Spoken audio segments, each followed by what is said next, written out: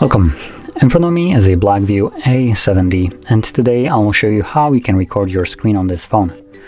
So to get started, hold on your notification panel, expand it, and locate the screen recorder toggle, which for me is right over here. Now this is the default location of the toggles.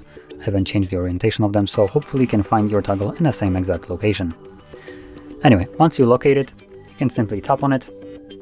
This will give you a limited options right here. So we have record audio, so we have a microphone. You can tap on the drop down right here, select instead of microphone a device audio or both. I'm just gonna go with device audio.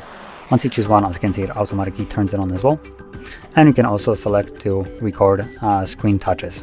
If you want that, you can toggle it on. From here we can tap on start, which will give us a countdown, and then after it counts down, it starts recording. So whatever you will do right now will be recorded by the device. If you open some kind of app, that will be recorded. And once you're done with your recording, you can pull down your notification, tap to stop. And there we go.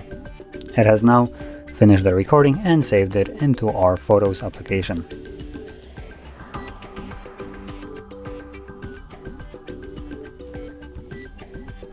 As you can see, there it is. When you tap on it, you'll be able to view it.